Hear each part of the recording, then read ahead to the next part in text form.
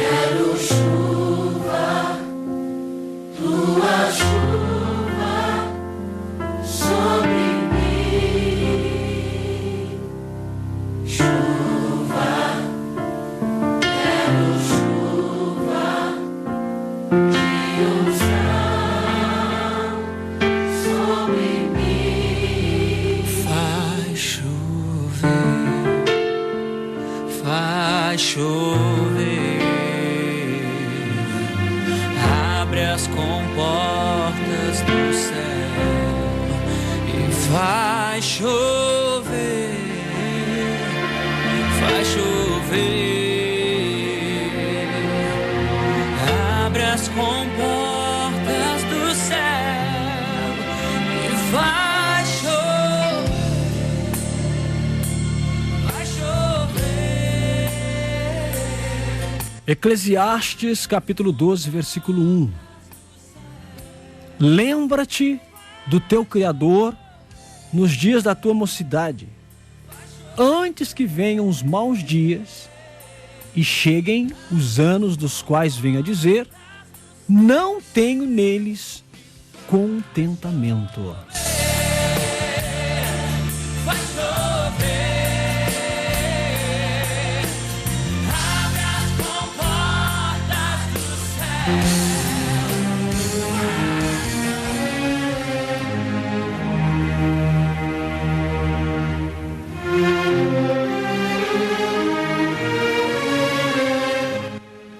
E eu quero começar esse versículo da palavra de Deus fazendo menção a uma pergunta que fizeram a um dos grandes evangelistas desse tempo. Certa vez, ele recebeu essa pergunta: o que você tem a dizer dessas décadas de ministério? Ele então responde e diz: eu falarei sobre a brevidade da vida. Eu nunca achei que a vida passasse tão depressa. Eu nunca achei que o tempo passasse tão depressa.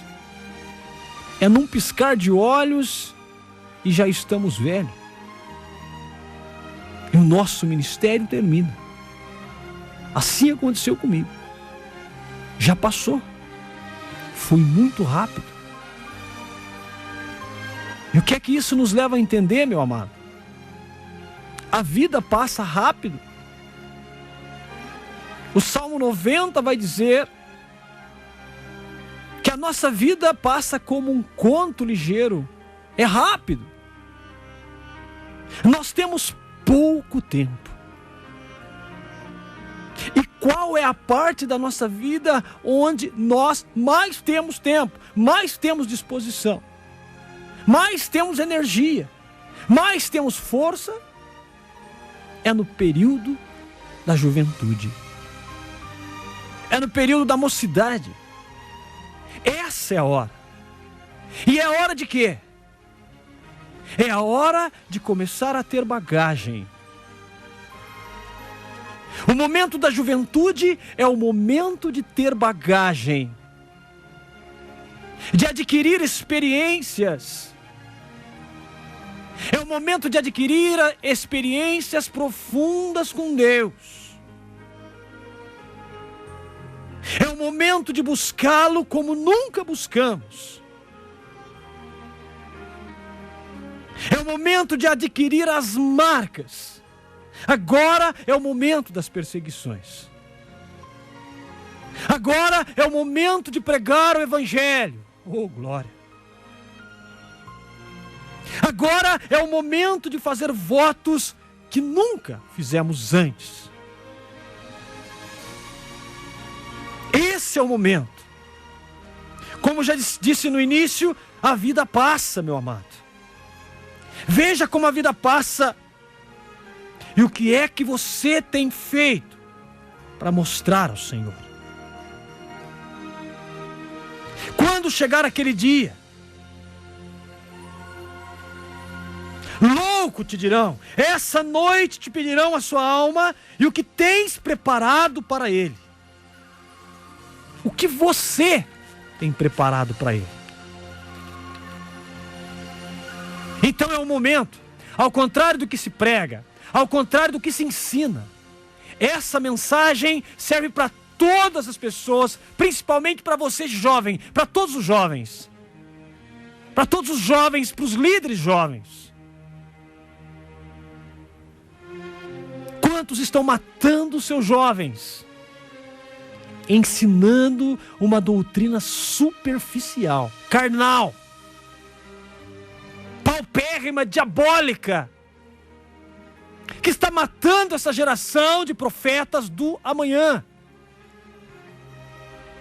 ensinando para o jovem um evangelho modificado para agradar a carne do jovem, um evangelho que não procede da cruz de Cristo, que não procede da porta estreita, que não procede da doutrina bíblica e apostólica, que não procede de Deus. Um evangelho que facilita e que agrada a carne do jovem. Um evangelho de cristoteca e baladas cristãs. Oh, meu Deus. Um evangelho que não tem dor. E vão dizer, esta geração é a geração do louvor, é a geração dos jovens radicais. Mas é uma geração que não tem cultura bíblica nenhuma. Oh, meu Deus. Uma geração que não tem vida de oração, uma geração que não ama o próximo, que não tem vida profunda com Deus. Uma geração que não tem experiência com Deus.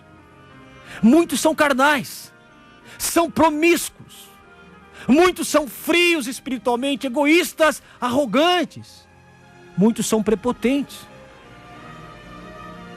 É essa doutrina de evangelho jovem, é essa doutrina que tem matado esta geração, esta juventude.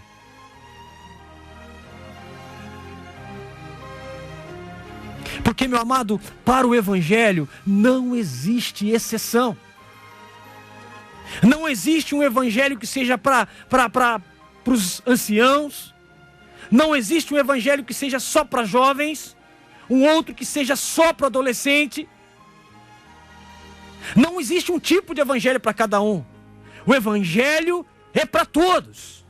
O mesmo evangelho para todos. Para todo homem que já tem a idade da razão. É bem verdade. Aliás, é tão contra a cultura bíblica esse ensinamento jovem atual. É tão contra a cultura que o fardo mais pesado é tirado do jovem e dado aos anciãos. Para atrair mais jovem. Para ter crescimento na igreja. Mas biblicamente, os jovens são os que Deus mais exige. Na Bíblia, os jovens são os que mais padecem.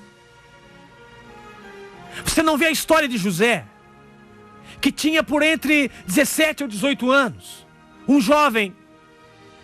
Não se vê ele gozar de prazer nenhum.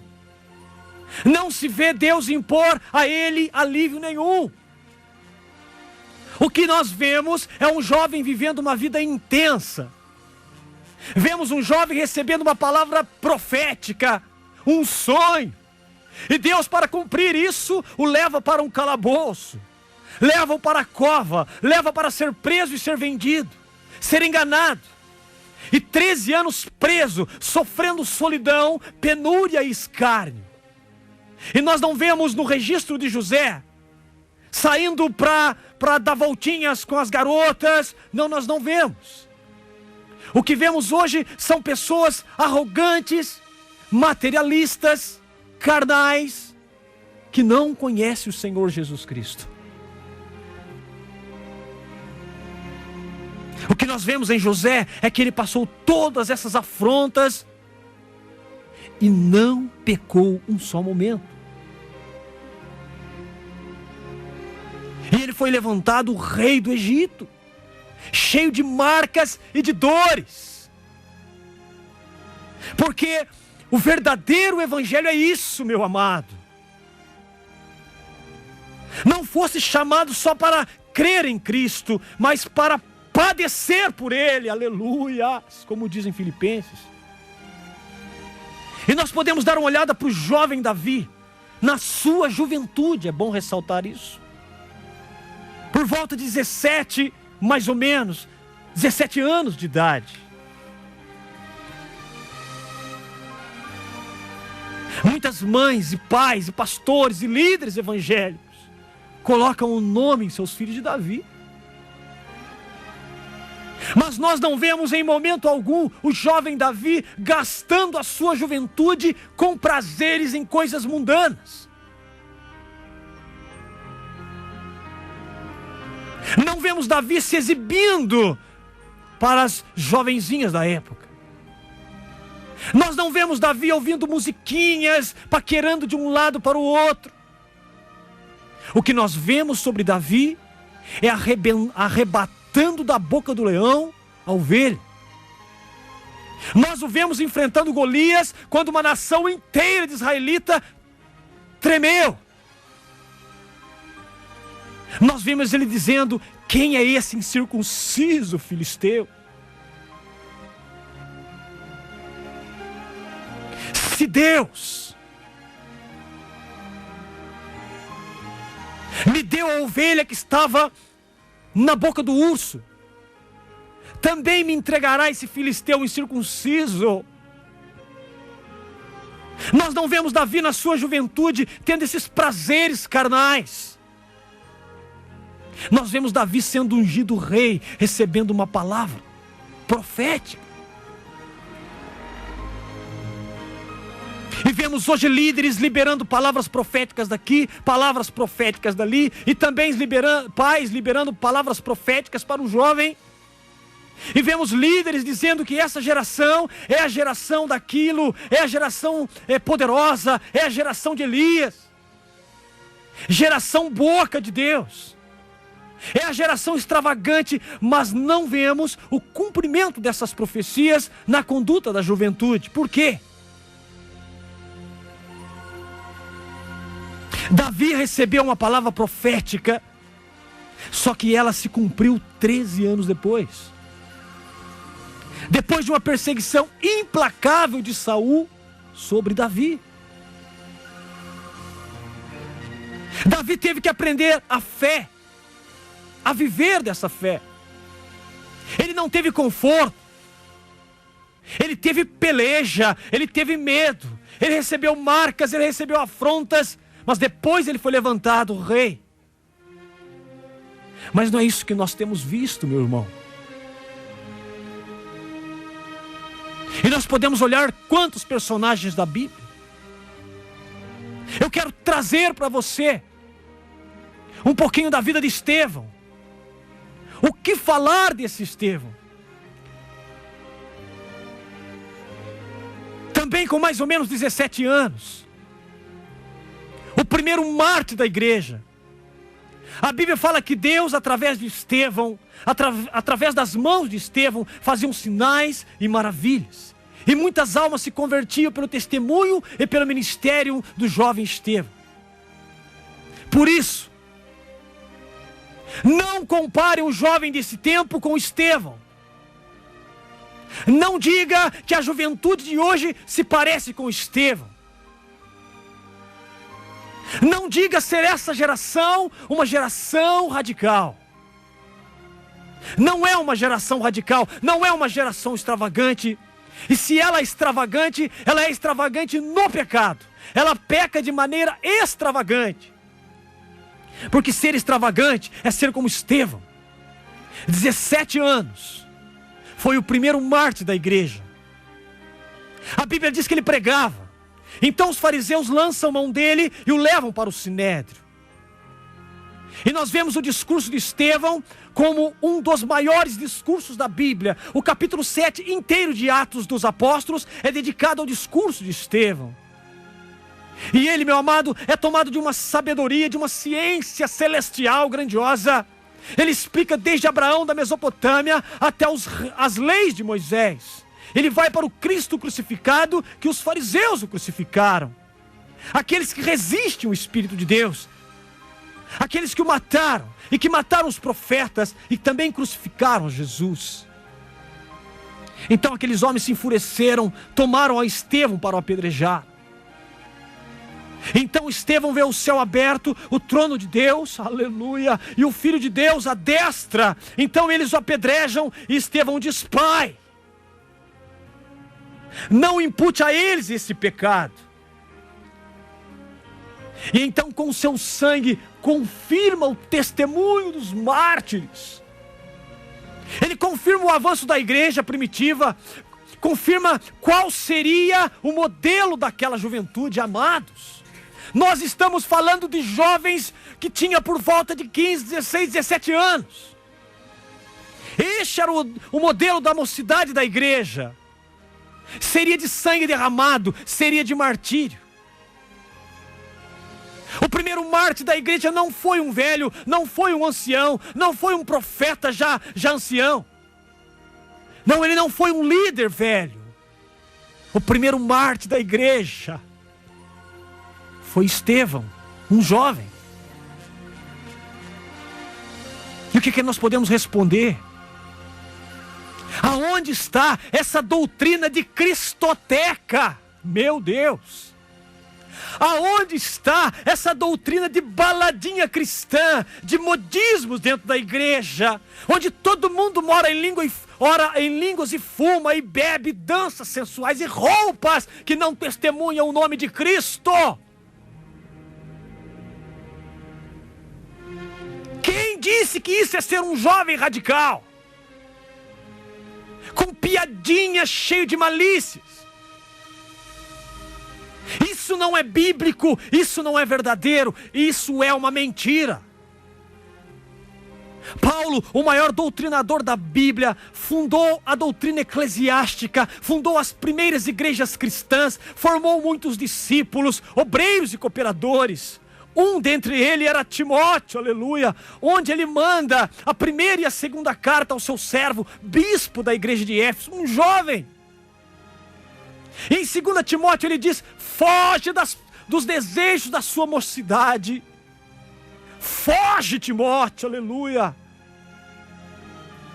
Qual o conselho doutrinário para o jovem cristão no ministério? Fugir dos desejos da mocidade. A mocidade. O tempo que Salomão diz: buscar o Senhor no tempo da sua mocidade. A mocidade, ela tem atrativos especiais e diferentes da idade mais velha. Os desejos da mocidade são as paixões dos jovens. Escuta, namoro fora de época, tem criança namorando na igreja. Usufruir do prazer, sair para barizinhos, festinhas, filminhos, cheio de cenas eróticas. E o que é que eu vou dizer aqui do ficar na igreja? O que é que eu vou dizer aqui do ficar na igreja? Porque nós não podemos colocar essa situação numa palavra dessa. Mas sabemos que a igreja atual fica. Me desculpa, meu querido jovem. Você que fica, você não pode ser chamado de igreja. Você não pode ser chamado de cristão se você fica por aí com as meninas ou com os meninos. Mas é isso que Paulo está falando. Esse tipo de paixão, foge delas. Ele está falando justamente disso. Jovem, não seja um jovem comum. Timóteo, não seja comum. Não tem o padrão cultural e social dessa juventude mundana. Foge desse tipo de desejo. Foge desse tipo de vida. Foge, se afasta. Você é diferente. Você tem um chamado. Nós não vivemos como os jovens vivem. Paulo está dizendo. Não ficamos como eles ficam. Não namoramos como eles namoram. Não saímos como eles saem. Não vamos para onde eles vão. Foge. Este é o padrão da mocidade da igreja de Paulo. E se você é da igreja de Paulo, meu amado, esse é o padrão. Foge. Sabe uma coisa que tem destruído o ministério e o chamado de muitos jovens? Escuta só. São os relacionamentos, os namoros, as paixões.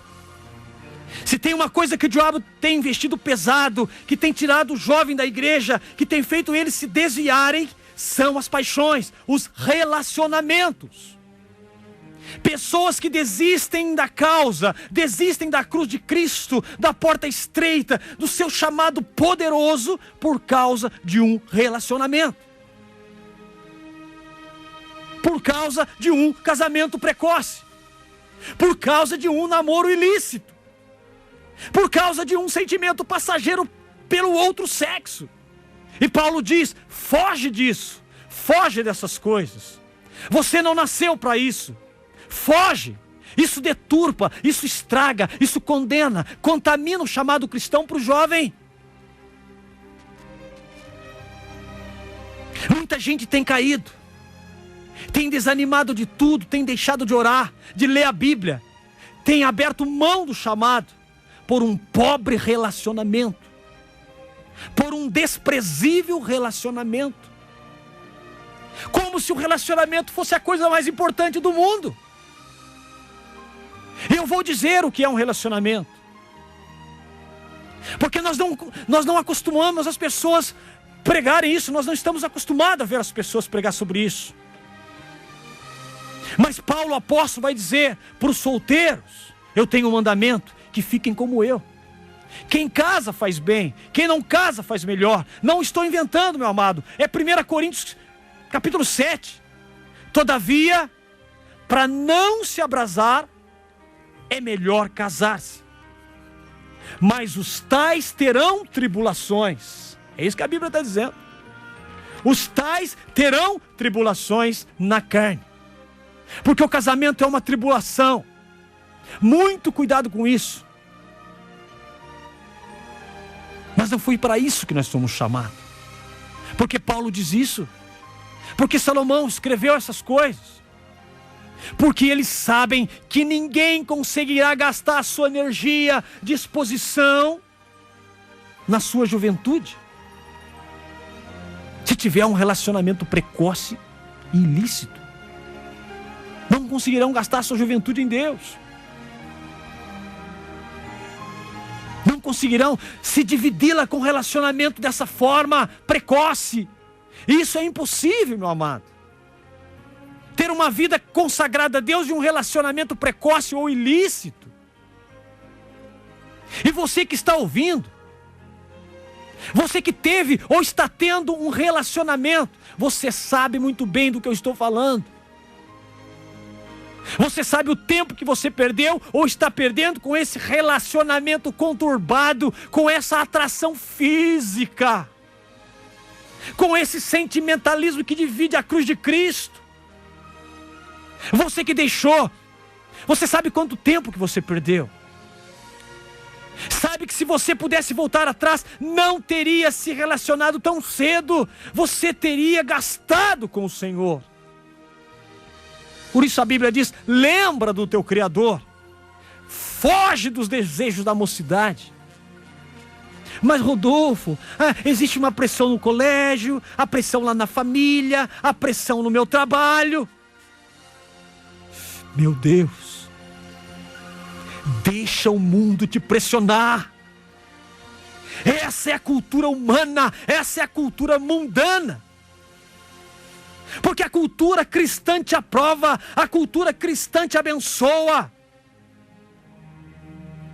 Não ande, meu amado, pelo caminho que a sociedade diz. Ande pelo que a palavra do Senhor te diz. E a palavra do Senhor te diz: lembra-te do teu Criador nessa época da tua juventude. Corra lá para o livro de Daniel, capítulo 1. Quando Israel foi cativo da Babilônia e os magistrados de Nabucodonosor escolhem entre eles jovens cheios de ciência, cultura, inteligência, aptos para o serviço na Babilônia. A Bíblia diz que dentre eles escolheram Daniel, Sadraque, Mesaque e Abdenego, que era na verdade Azarias, Ananias e Misael. E levaram para aprender a doutrina, o idioma babilônico, a linguagem dos caldeus. Então eles determinaram que aqueles alunos deveriam receber uma medida de ração, os manjares do rei, durante o período. A Bíblia diz que Daniel e os outros 3 não quiseram se contaminar com os manjares do rei. E convenceram os oficiais e disseram: se daqui a algum tempo nosso semblante estiver melhor e não causar mal em nós, você vai ver que não é necessário essa comida. Então passaram-se os dias e os seus semblantes estavam cada vez melhor do que aqueles que comeram a ração do rei. Meu Deus!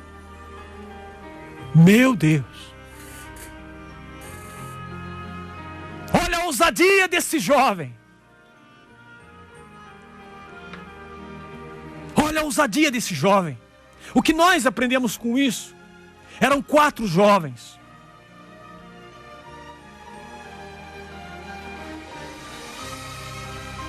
Eles numa nação ímpia, eles no meio de uma cultura ímpia, não é a nossa cultura de hoje em dia, meu amado. Eles na sua mocidade decidiram não se contaminar com os manjares dos deuses da Babilônia. Não se sujaram. Nós vemos que Nabucodonosor fez uma estátua. E ele decreta uma ordem que é o som da gaita, do pífaro, dos instrumentos. Quem não adorasse Nabucodonosor, quem não adorasse a estátua que Nabucodonosor fez, seria lançado na fornalha. E de repente, tocam-se as buzinas, a gaita, e Sadraque, Mesaque e Abdenego, eles não se dobram. E um dos guardas vem e diz: meu rei, existem 3 jovens que não fizeram caso da sua lei. Não se prostraram diante da sua estátua. E o rei então manda lançá-los na fornalha.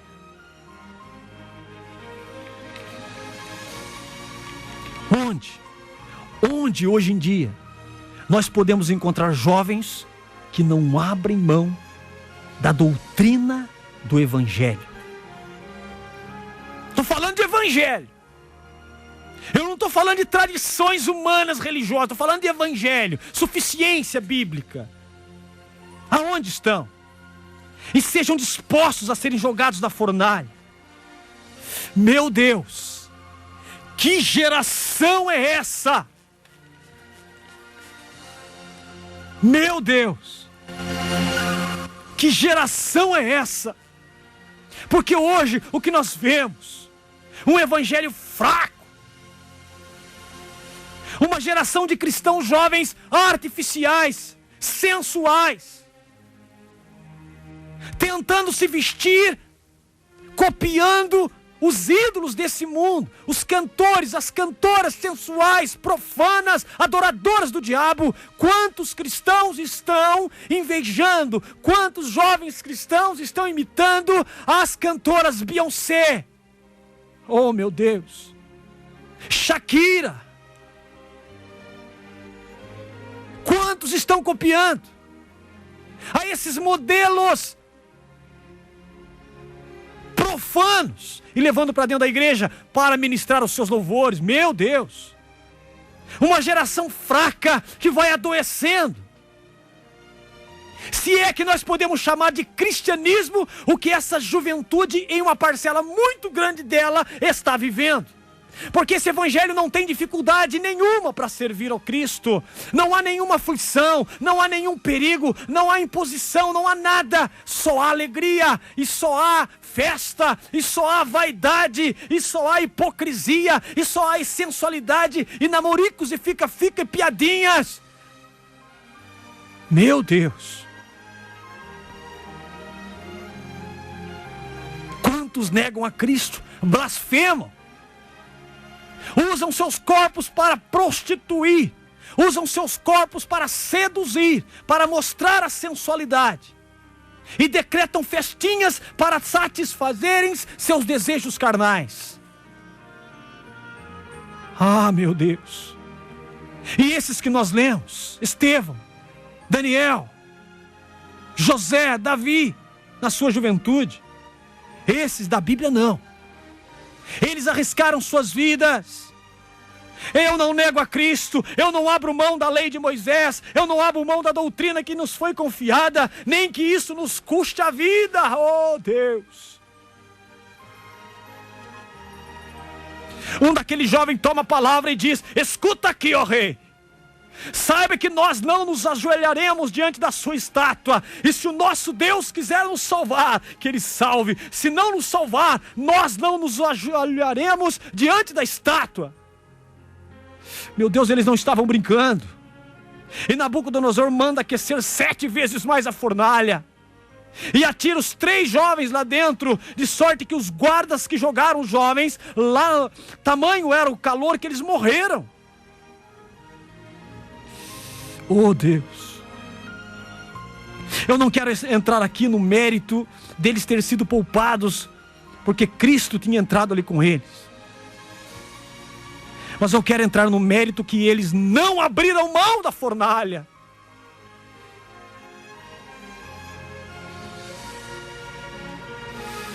Eu vou entrar no mérito que eles, mesmo com a pena de morte sentenciada, não negaram o Evangelho. Isto é ser cristão radical.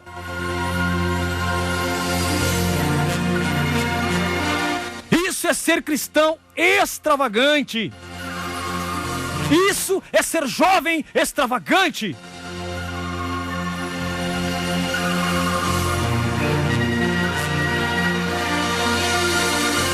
Onde estava a mãe deles?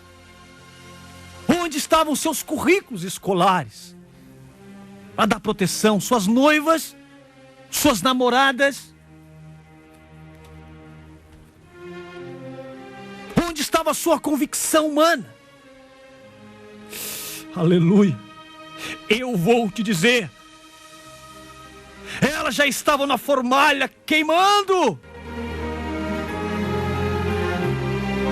Jovem, isso é ser jovem cristão. Isso é ser jovem extravagante. 1 Timóteo 4. Vai abrindo a sua Bíblia aí, meu amado. Vai deixando aberto 1 Timóteo 4. O que Paulo passa para os jovens. Ordenanças, direções para o discípulo Timóteo. Sabe por quê? Timóteo é o modelo do ministério jovem. Porque Timóteo era jovem, então o ensinamento passado para Timóteo, a conduta que Timóteo levava, era o exemplo da conduta e do ensinamento do ministério jovem a ser seguido. E vamos ver o que ele passa a Timóteo. 1 Timóteo 4,12. Paulo vai e diz a Timóteo: ninguém despreze a tua mocidade, mas ser um exemplo dos fiéis na palavra, no trato, na caridade, no espírito, na fé, na pureza. Persista em ler, exortar e ensinar até que eu vá. Então ele diz: ninguém despreze a tua mocidade, ninguém abra mão da tua mocidade, ninguém faça vã a tua mocidade, ninguém desperdice a tua juventude. Ninguém use a tua juventude de maneira vã. Ninguém despreze, mas antes ser exemplo. E por que ele diz isso, meu irmão? Você que é jovem, Timóteo, seja o modelo para a juventude. Seja o modelo de como ser um cristão de verdade, ainda mesmo que jovem. Ser um exemplo. Então Paulo disse: ser bom exemplo na palavra. O jovem precisa ter cuidado na maneira dele falar. A palavra aqui não está falando sobre ministério de pregação, não. É no seu falar, no seu palavreado, no seu falar. E o que você tem falado?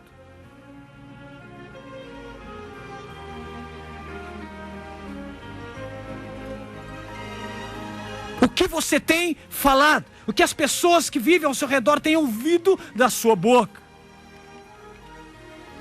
Porque Paulo vai dizer: dê exemplo no falar. A geração de jovens desse tempo, a geração atual que se diz cristã, o que tem saído da boca desses jovens? Quanta palavra torpe, quantas más conversações, de dizer palavras que não têm proveito, de piadas imorais e conversas carnais.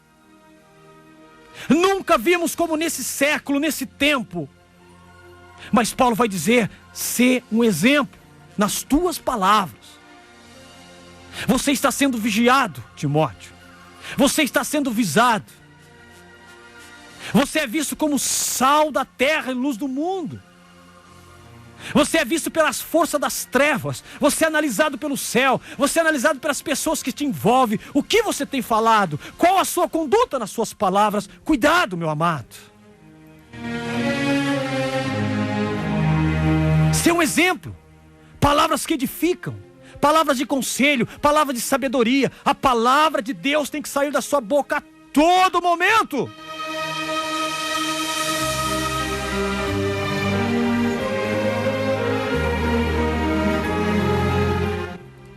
O jovem cristão tem que cuidar daquilo que fala. Na palavra, no trato. Ser um exemplo na conduta, no procedimento. E qual é o seu procedimento, meu irmão? Qual a sua conduta, jovem? Você acha que conduta reta, honesta, é só para homem de 40 anos? Não. É só para os anciãos? Não. Ou só para quem preenche posições altas? Não. Você é santuário de Deus, habitação do Altíssimo. Seja um exemplo na sua conduta. O que as pessoas têm percebido na sua vida, meu amado? Como você é visto na sociedade, na escola, no trabalho, na família, na igreja, pelos cristãos, pelos seus líderes, pelos seus pais. Seja um exemplo na conduta, ser um exemplo no trato, ser um exemplo no seu procedimento. Será que você tem sido inconstante, inconsequente, explosivo, vingativo, impulsivo, enrolado, imoral, agressivo? Ser um exemplo na conduta, jovem.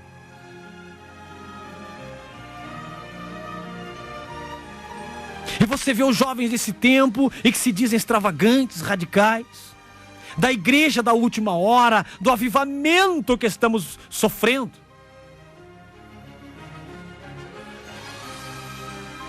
Vamos dar uma olhada para ver se eles têm um exemplo na conduta. Gravidez dentro do corpo de Cristo, fora do casamento.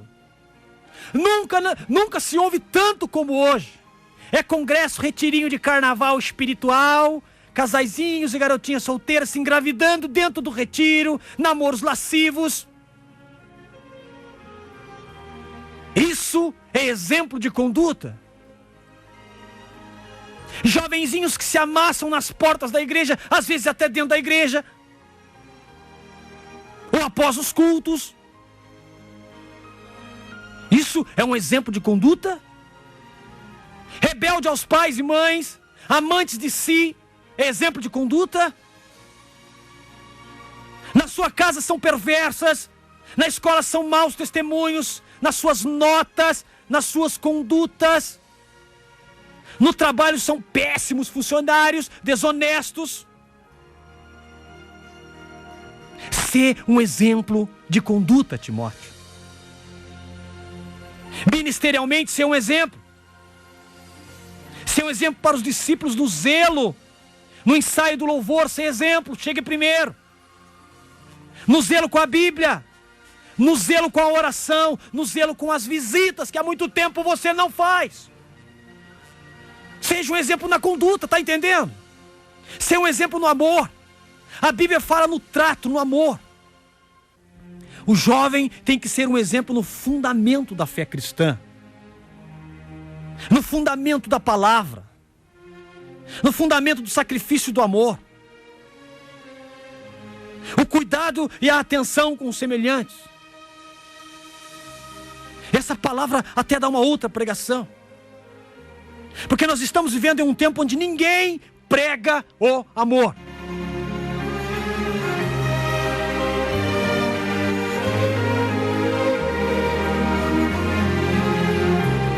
Esse que é o principal mandamento da palavra.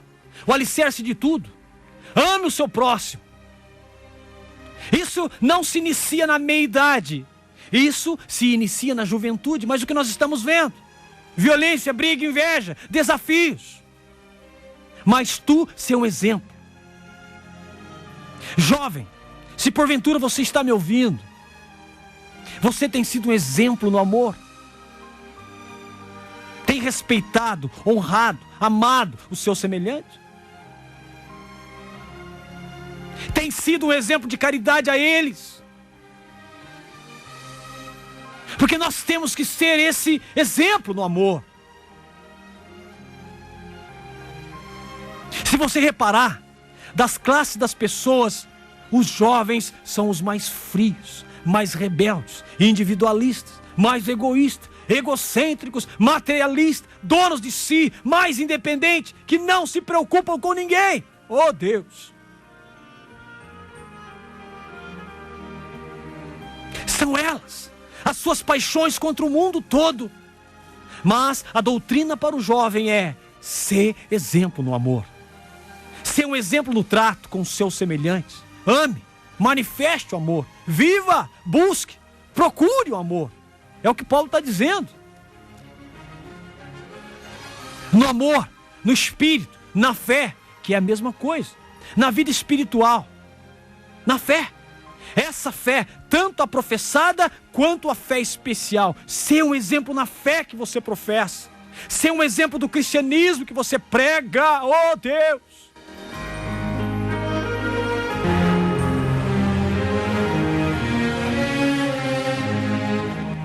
Ser um exemplo no cristianismo que você lê, que você ensina. Na fé de Jesus. Ser um exemplo na fé.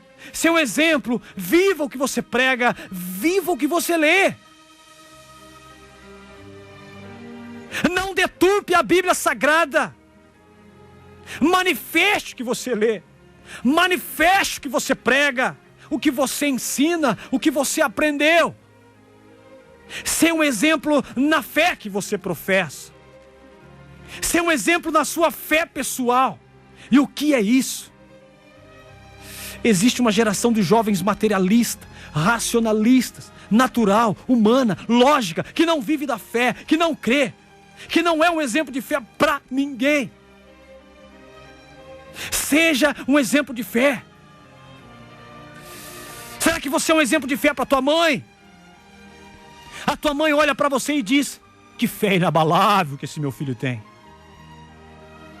O teu discípulo olha para você e diz: que fé esse discipulador tem, esse meu líder tem. Ele ora mais. Eu chego aqui, ele já está orando. Esse jovem, meu líder, ele ora de madrugada, ele ora, ele jejua. Eu chego na igreja, ele já está orando há 40 minutos.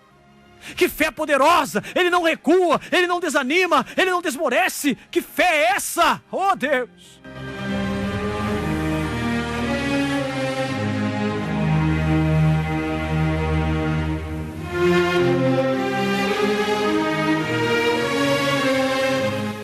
Ser um exemplo que você crê, meu amado. Que você vive do poder de Deus. Ser um exemplo que a fé que você lê, professa e prega, e que você vive ela pessoalmente, e ela trabalha e se manifesta na sua vida diária. Ser um exemplo, ou não? Ou é um cristão que está sempre em derrota? Eu não tenho coragem de orar. Eu não oro nem de manhã, nem de tarde, nem de madrugada, nem de dia. Que não lê a Bíblia. Que está sempre gente batendo no portão da tua casa te cobrando. Meu Deus!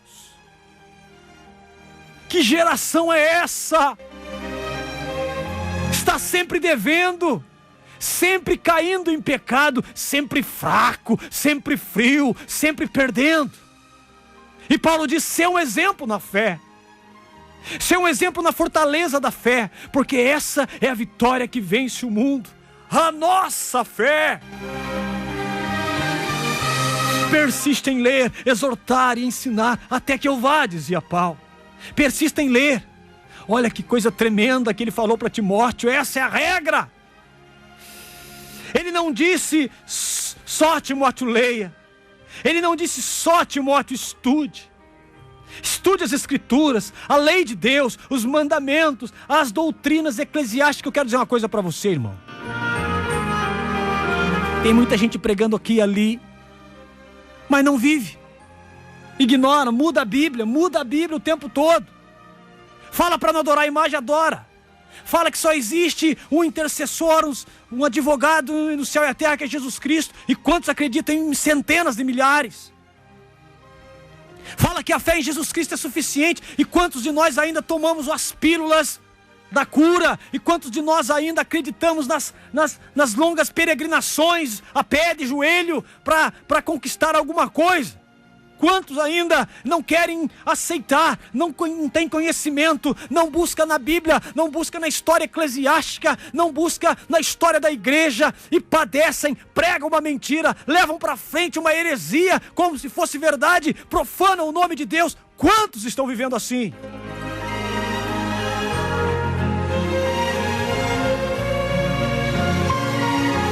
Quantos livros históricos você tem? Ou você só tem livro de milagre? Ou você só tem livro de avivamento? Ou você só tem livro de profecia? E livro histórico? E livro dos grandes oradores, pais da igreja? E os livros dos grandes reformadores, homens que tinham vida de oração? Onde estão esses livros?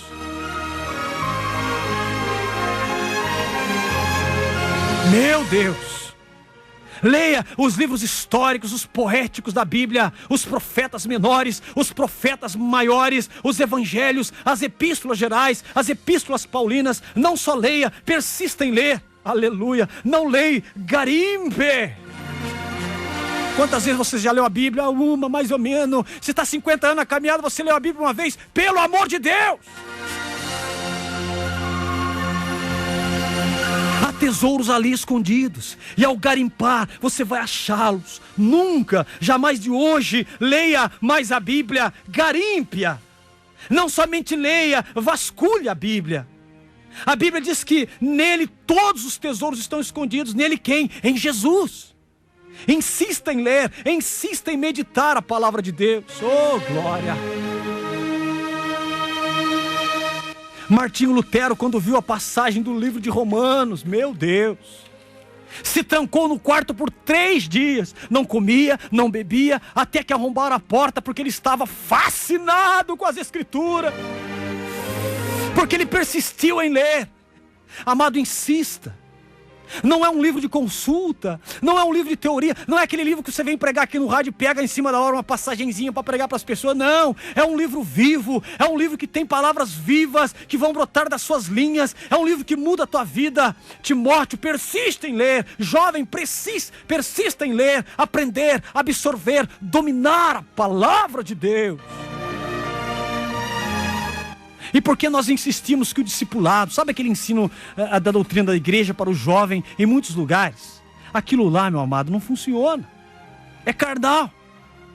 É até humano e às vezes até diabólico, porque não ensina.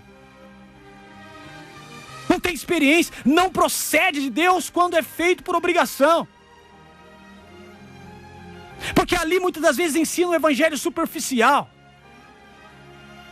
Mas tão superficial para o jovem, que cria uma geração de jovem que não tem conhecimento bíblico.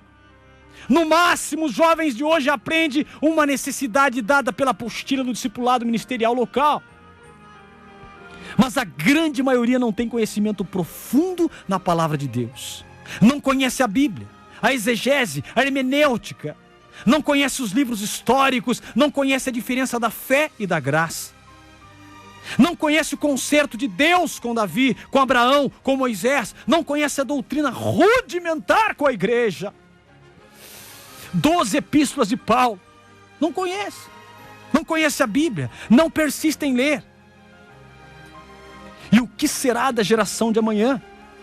Uma geração de cristãos fracos, Deus, que terá uma doutrina fraca, como nós já vemos hoje. Tem muita igreja que não tem doutrina, é só milagre, cura e encher as pessoas de promessas e cobrar absurdo por campanhas diabólicas. Meu Deus!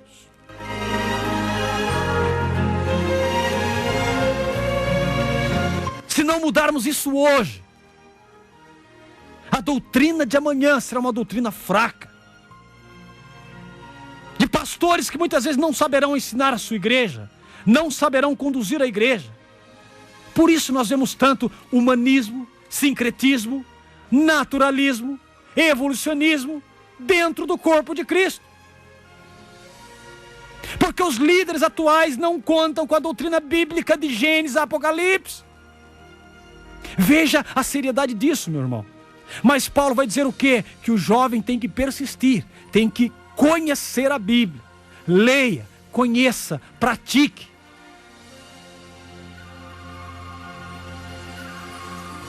Que gerações, e nós estamos dizendo que gerações de mulheres que não sabem nada da Bíblia.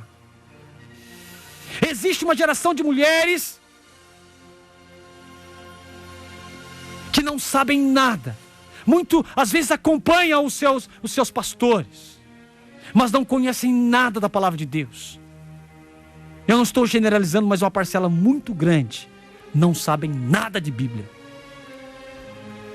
No máximo tem uma aptidão para o louvor, para o instrumento musical, mas biblicamente são analfabetas no quesito doutrina teológica da Bíblia. Por isso que muitos testemunhos nas vestimentas de muitas das nossas jovens não revelam a santidade de Deus em lugar nenhum. Conteste quem quiser contestar. Por isso persista em ler, persiste. Isso que estamos vendo é simplesmente magnífico. E depois ele vai dizer: exorte e ensine, persista em corrigir, aprenda a exortar as pessoas que você cuida, pastor. Aprenda a exercer autoridade sobre o discipulado. Aprenda a exercer autoridade sobre a igreja, sobre o corpo de Cristo. Vai dizer isso para Timóteo, porque ele é um jovem. Aos seus liderados, persiste em exortar, ou seja, não desfaleça o coração pela falta de respostas aos discípulos. Meu Deus! Persiste em ir atrás deles. Já não existe mais isso. Persista em corrigi-los, exortar, não só pressionar, porque exortar é caminhar junto, é carregar no colo, é ter paciência. Exortar é chamar a atenção com amor, exortar é ouvir, é oferecer ombro, exortar é caminhar 2 milhas, meu amado. E Paulo vai dizer: persiste em exortar. Está falando isso para quem? Para o jovem Timóteo. Exerça autoridade, cuide, vão atrás, carreguem no colo. A ovelha que está com as patas quebradas, meu Deus. Persista em exortar e também em disciplinar, tirar o carrapicho, tirar a sujeira. Usa o cajado com sabedoria, insista em chamar a atenção, persiste também em ensinar, educa. Saibam educar os seus discipulados, saibam ser educados e educar os que estão à sua volta. Insiste em ensinar, ensina a respeito do pecado, ensina sobre a salvação, ensina sobre o temperamento, ensina sobre o caráter, persiste em ensinar até que eu vá, dizia Paulo. Agora pega o livro de Tito, capítulo 2, versículo 6, e Paulo vai dizer: exorta semelhantemente os jovens a que sejam moderados em tudo, e colocar exemplo nas obras de sua doutrina. Mostra incorrupção, gravidade, sinceridade, linguagem sã e irrepreensível, para que o adversário se envergonhe, não tendo nenhum mal que dizer de vós. Então Paulo continua com uma doutrina, com mandamento aos jovens, e também Timóteo como exemplo. A mesma coisa exorta semelhantemente aos jovens: sejam moderados em tudo, tenham equilíbrio. Mas te dá, por exemplo, nas boas obras, na doutrina, mostra incorrupção, é o que diz, gravidade. Então eu vou ressaltar aqui: na doutrina mostra incorrupção, gravidade, sinceridade. no manuseio da palavra, na interpretação da palavra. Então não pode de maneira nenhuma, não há possibilidade de um obreiro, de um líder ter sucesso se ele não tiver domínio das Escrituras. Ele será invariavelmente um péssimo músico, um péssimo cantor, um péssimo pastor, um péssimo discípulo, um péssimo evangelista, um péssimo obreiro. E sabe por quê? E sabe por quê, meu amado? Eu posso até dizer, e por que é um péssimo padre? Por que eu não falei um péssimo padre? Porque a igreja romana não tem o perfil de uma igreja cristã. Ou seja, ela se distanciou, deixou de viver a suficiência de Cristo. Colocou doutrinas, fábulas, heresias. Mas eu quero continuar com a igreja cristã. Persiste, exorta, mostra na doutrina, nas verdades bíblicas, eliminando toda a fábula romana, incorrupção, incontaminação, e mostra gravidade e sinceridade. Meu Deus!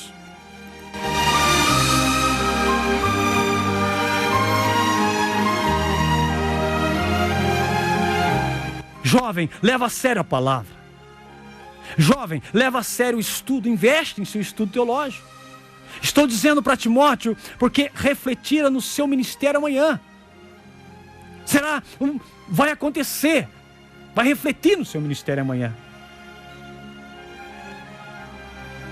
Mas eu quero dizer, vai acontecer hoje. Ser um exemplo, ser ponderado. Ele diz equilíbrio. Por que ele diz isso, jovem? Porque ele sabe que um dia o jovem quer uma coisa, no outro dia o jovem quer outra. Um dia o jovem é santo no mundo, outro dia ele é profano. Um dia ele quer ganhar o mundo para Jesus, no outro ele quer se desviar. Um dia ele tem uma boa conduta, outro dia ele é repreensivo. E Paulo vai dizer, sejam moderados, equilibrados. Tenham uma linguagem sã e irrepreensível para que o adversário se envergonhe. Linguagem saudável. Paulo, a 1 Timóteo e Tito, anota aí. Jovens, sejam irrepreensíveis. E o que é ser irrepreensível? Sem repreensão. Aquele que não pode ser repreendido. Aquele que não acha lugar de repreensão. Uma conduta impecável. Que não é digna de ser repreendida, correta, honesta, santa. Ou seja, irrepreensíveis. Meu Deus! Em 1 Timóteo capítulo 5, versículo 22, a ninguém imponhas precipitadamente as mãos, nem participeis dos pecados alheios, conserva-te a ti mesmo puro. É a santidade. O que tem passado na mente dos jovens cristãos desta época? Jovens cristãos que exercem ministérios. A impureza, a lascívia, a imoralidade, muitas das vezes, a cobiça, a fornicação, os vícios e até adultérios. As fantasias eróticas. Conserva-te puro, conserva-te santo, separado. Precisamos de pureza. Não há requisito e nem quesito para se compor o ministério mais. Hoje a pessoa é famosa, é um cantor famoso, ele vem para a igreja, pronto, no outro dia já é pastor. A pessoa entra na igreja e ela muda de igreja, ela vai nessas igrejas menores que são fundadas todo dia, e ali de um dia para o outro se torna obreiro. Ela nem teve crescimento, nem teve um tempo de banco, ficar sentadinho ouvindo, não. De um dia para outro é pastor, é obreiro, funda-se igreja para colocar obreiros novos que não têm experiência e nem maturidade no Senhor. Meu Deus, é necessário conservar. O que entendemos aqui? Quando você se purifica, então você passa. Conserva-te puro, trabalhe para a pureza, trabalhe pesado para ser santo.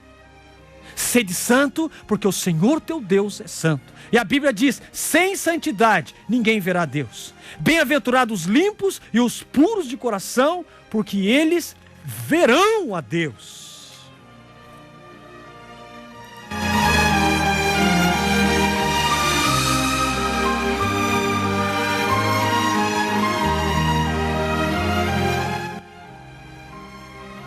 Essa juventude tem força.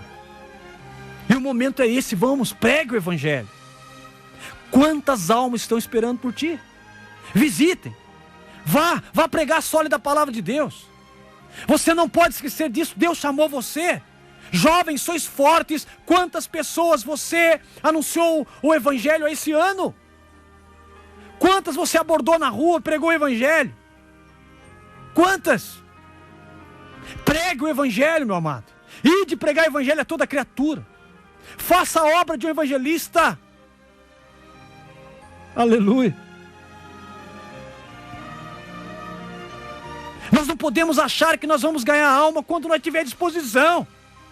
Não, levante de madrugada, vá orar. Vá buscar disposição. Dá um jeito de visitar alguém em algum lugar. Aleluia. Sabe por quê, meu amado? Depois que você for casado, depois que você tiver 2, 3 filhos, você não vai ter todo esse tempo. Então o tempo é agora.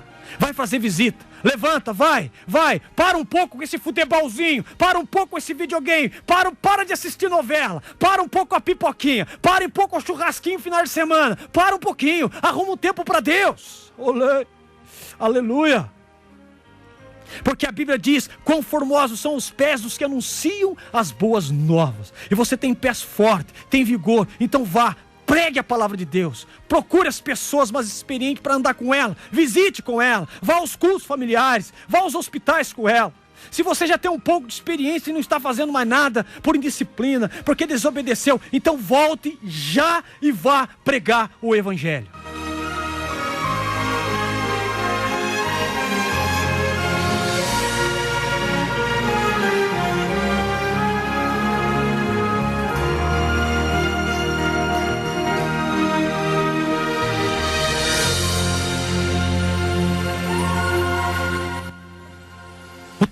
Se aproxima. Então lembra-te do teu Criador agora, porque o tempo vai passar. Gaste tempo, gaste dinheiro na obra, use os seus recursos. Compre Bíblia se você puder, compre material evangelístico se você puder, compre CD, DVD, folheto, não sei, dá um jeito. Faça, seja um profeta, anuncie a palavra do Senhor, faça discípulos,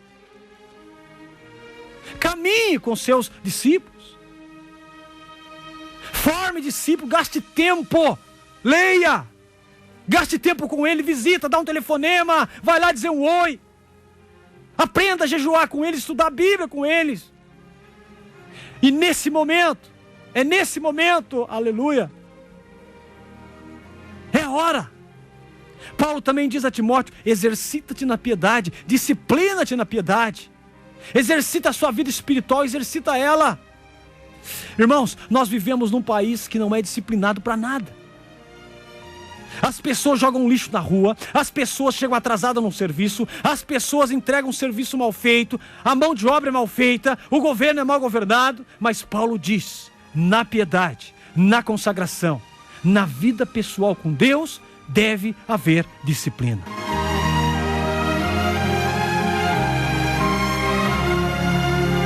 Tenha uma vida de oração intensa. Tenha uma vida de disciplina. Disciplina a tua carne a jejuar. Jejuar com a intenção correta. Se consagrar, se santificar. Isso é disciplina. Não faça de qualquer jeito. Não faça quando você quiser fazer. Só se faz debaixo de uma disciplina orientada pelo Espírito Santo, dirigida pelas Escrituras. Cresce em santidade, cresce em oração. Os grandes profetas da fé eram homens de profunda disciplina e profunda oração, que despertavam nas madrugadas a orar, que exercitavam seus corpos com jejum. Estude sistematicamente, profundamente a palavra do Senhor. São esses os princípios. É esse o evangelho, meu amado. São essas as doutrinas para o jovem dessa época. Da época de ontem e de todas as épocas. São esses os mandamentos para os jovens. Exercita neles, viva neles.